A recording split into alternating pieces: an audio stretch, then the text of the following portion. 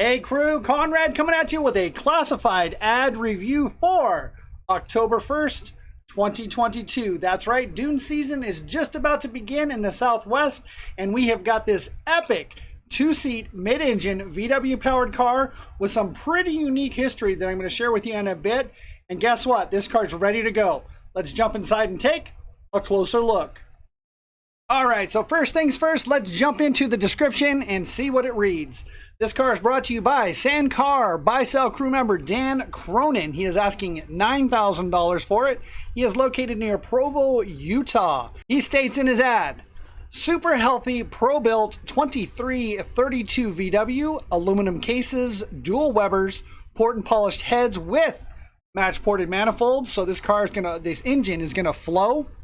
MSD ignition, custom handmade aluminum fan shroud, which I love it. I mean, you'll see. Custom Butler exhaust, which, I know Butler made a lot of mid-engine Sandcar exhausts in the 80s, maybe even into the 90s, but I don't know the history on Butler. I'm personally looking for one that actually exits underneath the transmission. So how we have the pipes come up under here and come under here. I know Butler made some under the transmission exits type exhausts. I can't find one. There was one for sale a while back in San Diego. I should have bought it. Oh well. It is what it is. Moving on. Estimated 200 horsepower. Fully built swing axle trans. So what do we got? Aluminum bench seat with a tweed interior, center console and floor pans, stiletto rack and pinion, CNC brakes, sand tires unlimited, comp cut. We will get into that comp cut a little bit later on in this video, and I'll tell you what that's all about. He's got a Leccara steering wheel, laser star lights, new Crow safety harnesses, lots of chrome, polish, and anodize. Car is fresh and dune ready. And boy, would I like to take this car out. It looks like a lot of fun. Lightweight and big horsepower in that VW. So enough of that. Let's jump in and see what we see. All right, crew. So let's start here. Loaded up on the trailer and ready to head to the dunes, or ready to head to your house. Well, what do we have? Classic lines of the J&J. These are going to be a lightweight swing axle A-arm car, hill shooter, right?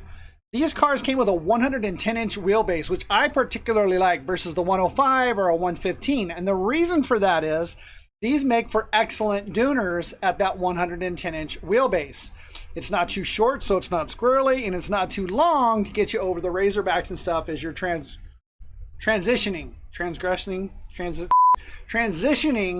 over the razorbacks. It has a perfect amount of wheelbase. Now, the other thing about having that 110-inch wheelbase is should you decide to upgrade this VW engine and slap a turbo on there, now you're not going to have a wheeling machine. This car is going to be more planted to the ground. So if you want to take it out to your local sand drags, you can just have a really great time in it. Next. Oh my gosh, I love these J&J cars. This coming at you shot is just absolutely fantastic. So I can never get enough of the A-arm front end setups. There were so many different designs that were built in the late 60s through the 70s through the 80s. I mean, even into the early 90s before the long travel craze took over. But this is one of the best design chassis in my opinion. So a few reasons for that is, look at the hairpin style that we have here, and then they're boxed in on the end. We've got some chrome shocks coming up here that tie in across the top here, with holes drilled in the tubes. Holes, I love the holes. Lightens up the frame, right? Also, it's got a real nice skid. Front end's got some tubes that come down and back versus a lot of these frames where the tubes just come straight out and then they're closed in with the top loop. So this has got some roundiness to it. Did I say roundy? Roundiness to it. Also, he mentioned the stiletto rack and pinion. But what really sticks out to me on this front end is, look at the steering bar. So we have our A-pillar hoop coming up around here. And then look at how high up the steering bar is, right? So if you look from the bottom of the main rail up to where the steering bar is, most steering bars are going to be right here where this lacing is tied in and it goes across. Now what this is going to do, that's going to bring that steering wheel up just a little bit higher into driver's position, and it opens up the bottom of the cockpit. So there's a lot of room in this car. For if you're a bigger guy like me, I'm 6'1", right? A lot of these old slingshot hill shooter cars were very small. They were built for a smaller stature people, right? This car, I'm sure I could fit in. Actually, I'd like to try. Okay, so then we've got the A-pillar hoop with the steering bar. Let's see, the aluminum, hand-built aluminum seat. 5-spoke spindle mounts. I always dig that style. And let's see, I guess that's about it that's sticking out to me on that. Next. All right, so now let's jump into the business end of things, right? I definitely don't want to be standing behind this car whenever he's accelerating up the hill, right? He's going to throw a lot of sand in your face. So here's what I was saying about the swing axle. So we've got some chrome axle tubes, CNC disc brakes, which are absolutely fantastic, a really nice set of coilover shocks. And let's see, that Butler mid-engine exhaust, that's a handmade, right? That's not a off-the-shelf or mass-produced exhaust. These are handmade exhausts right here. I'll get to this fan house when we get to the engine. And then let's see, what else do we have? Oh, some holes, right? More holes. So some holes drilled in the shock tower. Also some holes down here in the transmission cradle. So just some little extra touches that I really, really like. And looks like we got a chrome starter on there, single tail light. Here's our comp cut tires. I'll tell you what, let's jump into the comp cut tires right now and I'll explain to you why that's important. For this portion of the program, I'm going to jump over to Instagram really quick and show you Sand Tire Basics. If you're on Instagram, hit Zach's page at Sand Tire Basics. If you're based out of Yuma, hit him up. He can groove these paddle tires for you just like you see here. So you'll scroll through this page and see all of his handiwork. He does a great job. Plus, it's just a fun page to go visit and check out some of the cool toys. Otherwise, let's take a look at these tires. Sand Tires Unlimited. Check out these comp cuts. So we have the vehicle here for sale that shows his comp cut paddle tires, right? This is what a paddle tire looks like before it's comp cut. So let me blow this up. So when you get these from Sand Tires Unlimited, they're usually just grooved off, right? There's going to be a paddle here, paddle here, paddle here, paddle here. And the one is usually smaller and the one is usually bigger. So they'll groove off the one paddle. Why? Because it helps with inventory issues. One tire, two cuts. So you just cut off the other paddle and you reduce your inventory, right? So really smart idea. But you can also go one step further. So after you've grooved off that paddle, you can then do what's called a comp cut. And then you cut all the way down to the carcass. And what that's going to do is, Coca-Cola is your friend. And what that's going to do is it's going to actually lighten up the tire, which is the main reason.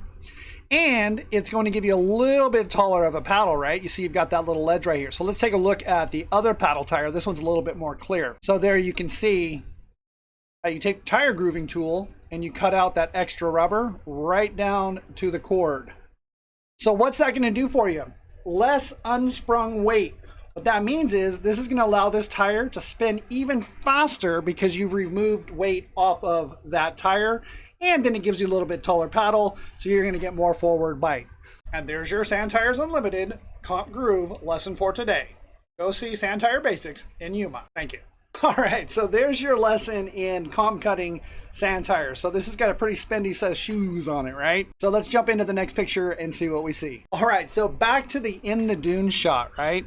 So we already mentioned the swing axle, the chrome tubes, chrome tranny hanger versus the red powder coat on this. That's a really nice touch there. It gives you a good idea of the CNC disc brakes and that beautiful exhaust system that's set up there. We've got a nice view of the aluminum seat, the hand formed seat. So this is going to drop down below the bottom rail just a little bit. It's going to give you a little bit more headroom. Definitely important to a guy like me. And then we're moving over to this. So sexy. This A-arm setup on these J&Js, I love them. Against that 5-spoke wheel. I mean, this car is just what dreams are made of. My dreams are made of, I guess. Needle pedal, CNC it looks like. You got a cooler on there. And oh, here's a good view of that steering wheel hanger, right?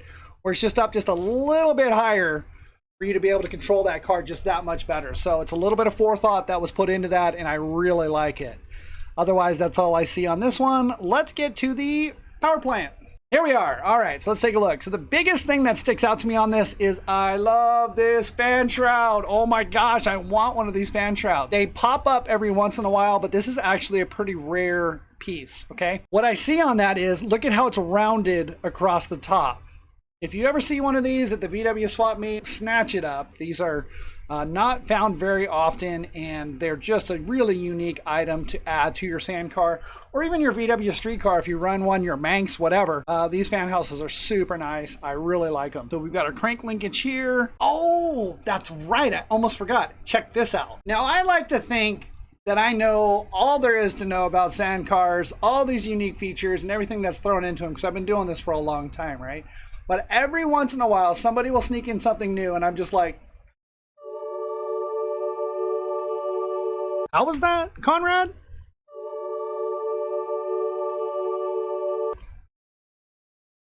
Anyhow, this is super, Super cool. Now, if you're running a VW engine that's big CC and high RPMs, you're going to want to vent the crankcase. And how are you going to do that?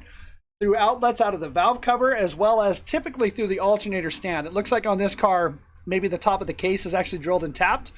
An A&N fitting on it, as well as some braided hose. Now, what we typically do is we run these hoses to a little bug pack or Claude's Buggies, a little box, right? That's got some foam inside, and then we bolt that to the frame, and then we're good to go. Actually, let me show you a picture of it. Hold on. Now, here's some examples of breather boxes, right? So we've got some pretty trick ones these days. I mean, here's going to be your inlet from your valve covers, and then from your crankcase, and there's usually a piece of foam inside here, but this is a nice handmade aluminum. We've got another really trick aluminum, so valve cover, crankcase coming up into here. Got this little button where we can open this up and pull the sponge out if there happens to be any oil in it. Then we move into the more traditional style, which is going to be this double. There's some like K&N filters on those right there. So again, valve cover, crankcase. But more often than not, what do we find?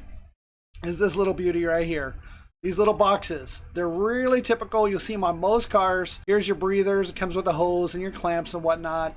And then this is what it looks like when it's mounted on the car, right? Here's what I was trying to describe is the two tabs. Box goes on. Here's your crankcase vent. Here's your valve cover. But not on Dan's car. Check this out. This is super cool to me. So either this was designed by J&J or perhaps Marty himself said, hey, why don't we try this?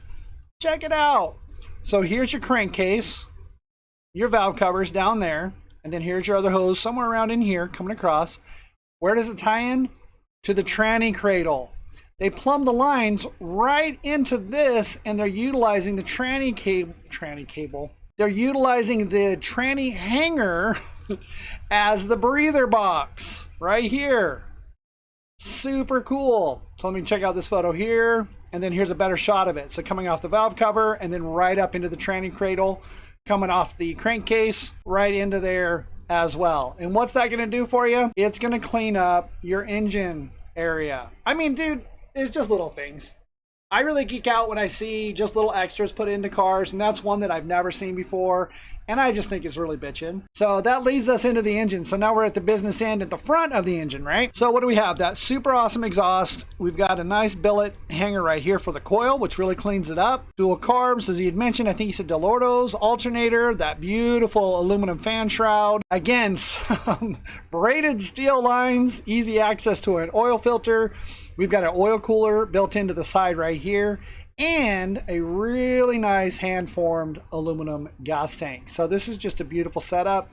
Super simple, super clean. All right, crew, so that's all I've got on the walk around of this car, but it's absolutely bitchin'. I would love to own it. Pick this thing up. You're gonna have a great dune season with your buddies. It's gonna be a lot of fun. Now, I did mention something about Marty Smith. This car was actually owned by Marty Smith back in the early 1980s. This was actually his first steel J&J car.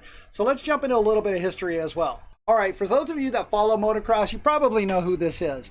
This is Marty Smith. This is him in the 1970s. So I pulled up some information on the internet, and it reads, Marty Smith was a professional motocross racer in the AMA Motocross Championships from 1974 to 1981 for Factory Honda, securing 3 AMA National Motocross Championships.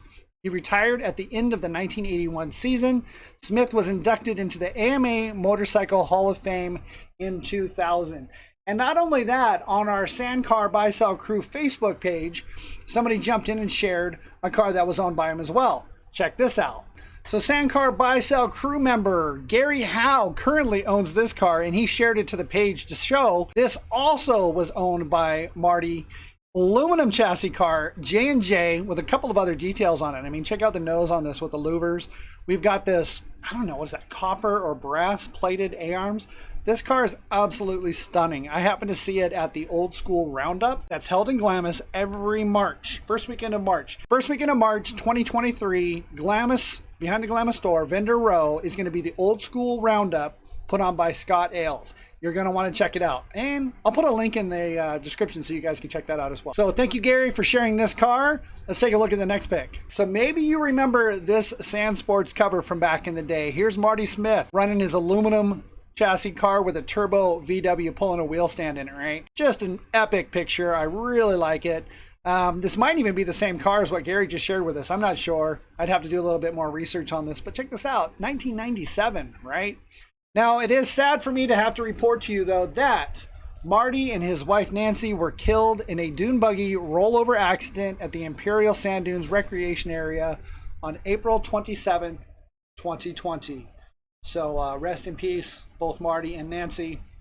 And remember this, when this happened, it sent ripples through the community. So it's one of the reasons why I push safety as much as I do. Godspeed to both of you folks.